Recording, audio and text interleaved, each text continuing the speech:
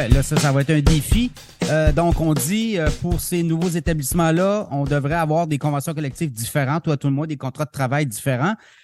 Pratique mixte aussi dans le réseau, ça aussi, vous le recommandez ou à tout le moins serait peut-être suggéré?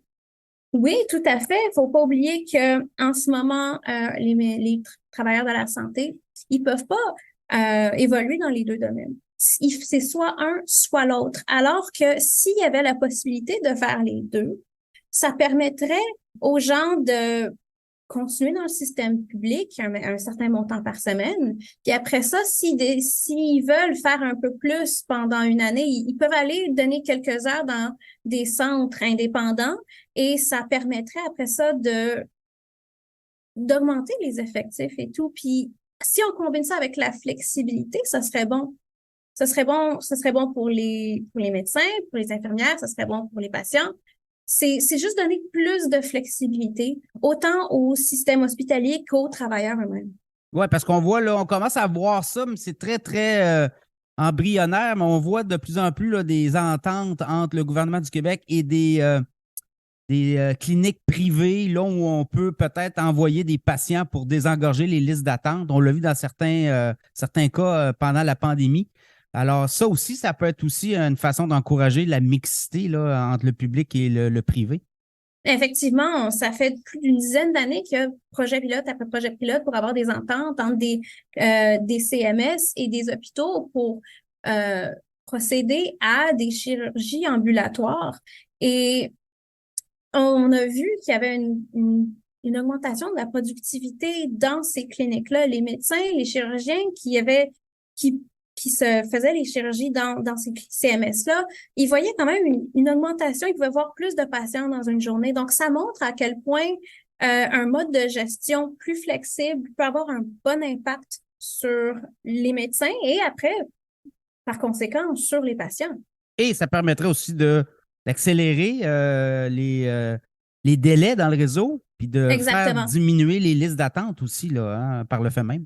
Exactement. En fait, c'est vraiment la priorité à ce point-là. C'est pas la question la plus importante, c'est vraiment de s'assurer comment on va être capable d'améliorer l'accès aux patients à un soin de santé universel avec les moyens qu'on a en attendant d'être en mesure d'augmenter les effectifs, parce qu'on s'entend que former des nouveaux médecins, former des nouvelles infirmières, c'est un processus qui prend du temps. Donc, en attendant, on a un réel problème et ça nous prend des mesures qui vont être effectives à court terme.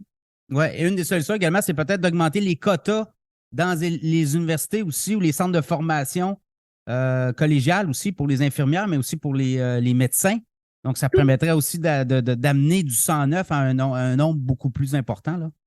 Tout à fait, parce que on s'entend que c'est pas tous les étudiants qui vont aller en médecine qui vont terminer leurs études et deux, il y en a quand même qui vont quitter, aller travailler ailleurs, que ce soit dans une nouvelle province ou dans un autre pays. Et aussi un détail qui serait important, c'est de revoir les processus de reconnaissance des capacités pour les personnels de soins de santé qui viennent d'ailleurs ou dans une autre province, ou même des fois, il y a des Québécois qui vont faire leurs études ailleurs et qui n'arrivent pas à obtenir leur permis ici. Donc, chaque personne qui n'arrive pas à faire ce processus-là, c'est un médecin de perdu, c'est une infirmière de perdu. C'est un, c'est vraiment une perte pour le système de la santé québécois quand on sait à quel point on manque de main-d'œuvre.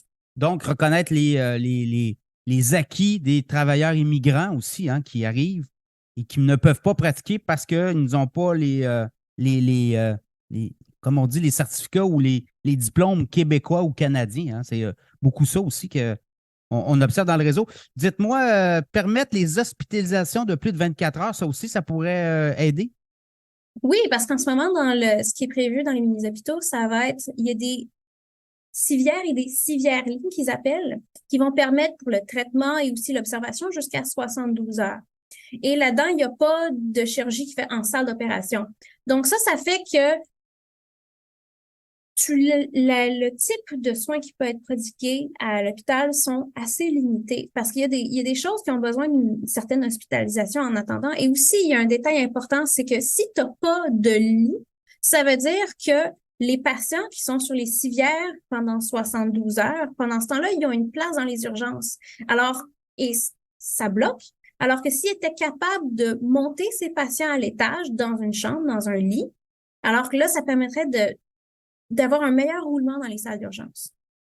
Ça sera à suivre. Si on avait un modèle de pays où ça fonctionne bien, où on pourrait peut-être aller voir ce qui se passe et qu'est-ce qui marche, la France, l'Angleterre, est-ce qu'on a des pays là, où on peut se référer?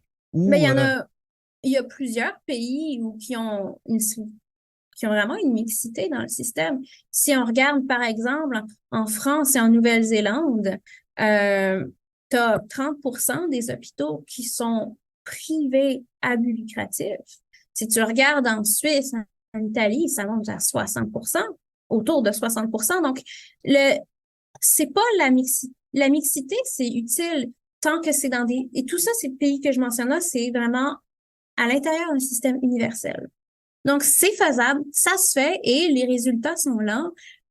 Ils n'ont pas des listes d'attente comme on a chez nous. oui, pays scandinaves aussi, je pense qu'ils le font bien, là, Suède, Norvège notamment. Et Ouais, ouais. tout est public, c'est-à-dire que le citoyen n'a pas à payer lorsqu'il reçoit les soins. Là, c'est sa carte santé payée par l'État, en fait, fournie par nos impôts, évidemment, là, parce qu'il y a un coût à tout ça. C'est les contribuables qui paient pour ces réseaux-là de santé.